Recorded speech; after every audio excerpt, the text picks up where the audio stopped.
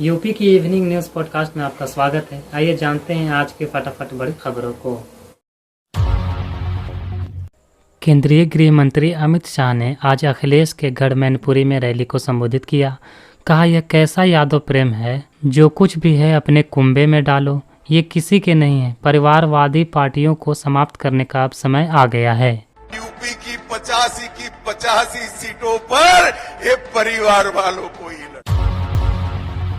अमेठी से सांसद और भाजपा प्रत्याशी स्मृति ईरानी ने अयोध्या में रामलला का आशीर्वाद लिया। स्मृति हनुमानगढ़ भी पहुंची। दर्शन पूजन के बाद कहा, रामलला का आशीर्वाद पाकर नया मनोबल मिला। स्मृति ईरानी लगातार तीसरी बार कल अपना नामांकन करेंगे। सीएम योगी आदित्यनाथ ने रविवार को आगरा में जनसभा की। विपक्ष पर निशाना साधा। कहा, जैसे बिन पानी मछली तड़पती है, वैसे ही ये लोग सत्ता के लिए तड़प रहे हैं। कैसे तड़प रहे हैं लोग, जैसे बिन पानी मछली तड़पती है, क्योंकि अगर सत्ता के लोग हैं। संभल के सपा प्रत्याशी जियाउल रहमान के समर्थन में सपा प्रमुख अखिलेश यादव ने जनसभा की। कहा, भाजपा का इस बार खाता नहीं खुलने वाला है। अखिलेश ने कहा, किसान आंदोलन का नतीजा यह रहा कि सरकार ने तीनों काले कानून वापस लिए। डीजल पेट्रोल की कीमत बढ़ रही है। किसान से गेहूं नहीं खरीदा गया, बाजार पहुंच कर बेच रहे हैं। उन्होंने बड़े बड़े उद्योगपतियों का कर्ज माफ़ कर दिया। हम किसानों का कर्ज माफ़ कब करेंगे। बरेली में सपा की पहली जनसभा हुई। इसमें अखिलेश यादव ने कहा, तीसरे चरण में इंडी गठबंधन पहले और दूसरे चरण में ज़्यादा सीटें जीतने जा रहा है।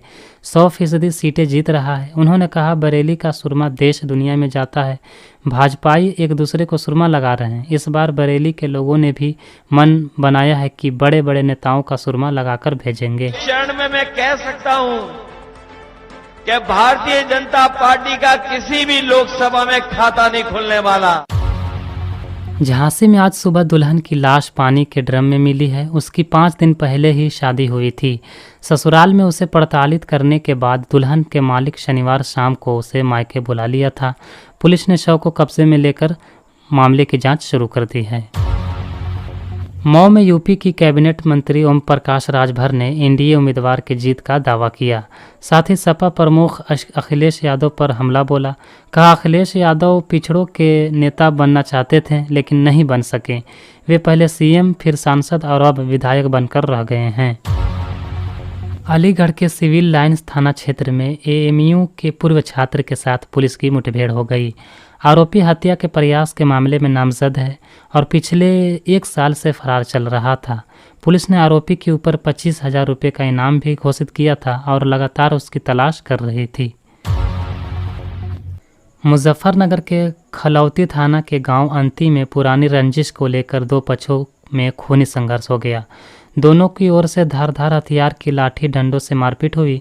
इस दौरान गोली लगने से एक युवक गंभीर घायल हो गया, जिसे प्राथमिक उपचार के बाद हायर सेंटर रेफर कर दिया गया है। लखनऊ के चौक थाना क्षेत्र स्थित गाजी मंडी बजाजा के एक घर में सिलेंडर ब्लास्ट होने से 2 मंजिल मकान भरभरा कर गिर गया। हादसे में महिला समेत 4 लोग घायल हो गए। सूचना पर पहुंची फायर ब्रिगेड की टीम पहुंची और बचाव कार्य में जुट गई। लखनऊ के चिन्हट इलाके में तेज़ रफ्तार एसयू कार ने बाइक को टक्कर मार दी। टक्कर के बाद कार के अगले हिस्से में फंसकर बाइक करीब 50 मीटर तक घिसटती हुई चली गई। हादसे में बाइक सवार 3 लोग घायल हो गए, जबकि आरोपी कार छोड़कर मौके से फरार हो गया। पुलिस ने घायलों को अस्पताल में भर्ती कराया है। अलीगढ़ के गभाना थाना क्षेत्र में शनिवार देर रात पीछे से आ रहे तेज़ रफ्तार ट्रक ने एक कार को रौंद दिया। कार में 8 बच्चों समेत कुल 10 लोग सवार थे, जो गंभीर रूप से घायल हो गए। हादसा गाजियाबाद अलीगढ़ एक्सप्रेसवे पर NH 34 पर हुआ। मेरठ में एक लड़की बहन की हल्दी के प्रोग्राम में डांस करते करते गिर गई और उसकी मौत हो गई। मामला मेरठ के अहमदाबाद नगर का है, जहां चचेरी बहन की हल्दी के प्रोग्राम में मोहल्ले की कुछ लड़कियों के साथ चचेरी छोटी बहन डांस कर रही थी। वह डांस करते करते गिर गई। गिरने के तुरंत बाद उसकी मौत हो गई। यूपी में हीट वेव का कहर बरकरार है। पारा 44 डिग्री पार कर गया है। रविवार को सीजन में दूसरी बार मौसम विभाग ने 26 जिलों में रातें गर्म रहने का अलर्ट जारी किया है। रात का तापमान 35 डिग्री के पार जा सकता है। तेज़ हवाएं भी चलेंगी। 33 जिलों में हीट वेव का भी अलर्ट जारी किया गया है। इसमें इटवा, आगरा, फिरोजाबाद, मैनपुरी शामिल हैं। यहाँ सीजन में पहली बार अलर्ट जारी किया गया है। मौसम विभाग के अनुसार अभी पारा और चढ़ेगा। 5 दिन तक ऐसे ही गर्मी पड़ेगी। पश्चिम यूपी में बादलों की लुकाछिपी बनी रहेगी। उन्नाव में शादी के 7 दिन बाद दुल्हन की हत्या कर दी गई। शनिवार रात पति ने पहले उसे पीटा, फिर गला दबाया। भाई को फ़ोन कर कहा, तुम्हारी बहन की लाश पड़ी है, आकर ले जाओ। भाई का आरोप है कि बहन को दहेज के लिए प्रताड़ित करते थे। वे बाइक और नकदी की डिमांड करते थे। जब बहन ने इसका विरोध किया तो उसे मार डाला गया। पुलिस ने केस दर्ज कर आरोपी पति को हिरासत में ले लिया है। सास, ससुर, ननद और देवर फरार हैं। मामला गंगा घाट कोतवाली क्षेत्र के अखलाक नगर का है। फर्रुखाबाद के कलामगंज थाना क्षेत्र के अंतर्गत रविवार को गंगा में नहाने के दौरान एक 7 वर्षीय बालक डूब गया। गोताखोरों ने उसे बाहर निकाला, लेकिन तब तक उसकी मौत हो चुकी थी। सूचना पर पहुंची पुलिस ने शव को पोस्टमार्टम के लिए भेज दिया है। कांग्रेस के महासचिव प्रियंका गांधी ने अपनी राजनीतिक सभा में एक बार फिर प्रधानमंत्री नरेंद्र मोदी पर निशाना साधा है। प्रियंका गांधी ने कहा कि नरेंद्र मोदी देश के ऐसे पहले प्रधानमंत्री हैं जो जनता के सामने झूठ बोलते हैं। गुजरात के वलसाड में जनसभा को संबोधित करते हुए प्रियंका गांधी ने कहा कि प्रधानमंत्री नरेंद्र मोदी को जनता की परवाह नहीं है और वो जनता के प्रति किसी सम्मान के बिना बोलते हैं। प्रियंका गांधी ने अपने भाषण में कहा कि जब प्रधानमंत्री मंच पर आएँ तो जनता को उनसे माफ़ी मंगवानी चाहिए। प्रियंका गांधी ने कहा कि मैं दावे के साथ कह सकती हूं कि देश का यह पहला प्रधानमंत्री होगा जो आपके साथ इस तरह झूठ बोलता है, जिसके दिल में इतनी भी भावना नहीं है कि मैं जनता के सामने बोल रहा हूं, मेरे मुंह से सच निकलना चाहिए। प्रियंका गांधी ने महाराष्ट्र के लातूर में भी जनसभा को संबोधित किया। प्रियंका गांधी ने कहा, आज देश की सच्चाई टीवी पर नहीं दिख रही है, आपके जीवन में दिख रही है। आप रोज़ सुबह उठकर मेहनत कर रहे हैं, लेकिन वो मेहनत पूरी नहीं हो पा रही है। आप बच्चों को शिक्षित कर रहे हैं, लेकिन उनके पास रोजगार नहीं है। प्रधानमंत्री नरेंद्र मोदी पर निशाना साधते हुए प्रियंका गांधी ने कहा, मोदी जी ने पिछले 10 सालों में कुछ नहीं किया है, इसलिए कहते हैं कि बीते 70 सालों में कुछ नहीं किया। सत्ता मिलने पर अहंकार हो जाता है, नेता का स्वभाव होता है, सत्ता मिलने पर बदल जाता है। नरेंद्र मोदी को इतना अहंकार हो गया है कि आपकी परवाह नहीं करते हैं। कथित भ्रष्टाचार के मामले में जेल में बंद दिल्ली के मुख्यमंत्री अरविंद केजरीवाल की पत्नी सुनीता केजरीवाल ने एक बार फिर से कहा है कि ये केजरीवाल को जेल में मारना चाहते हैं। दिल्ली के कुंडली इलाके में एक जनसभा को संबोधित करते हुए सुनीता केजरीवाल ने कहा कि अरविंद केजरीवाल को 22 साल से शुगर की बीमारी है। इराक की संसद में समलैंगिक संबंधों को अपराध घोषित करने वाला बिल पास हो गया है। इस बिल में समलैंगिक संबंध रखने पर 10 से 15 साल की सजा का प्रावधान है। नए कानून के तहत ट्रांसजेंडर को भी 1 से 3 साल के लिए जेल में भेजा जा सकता है।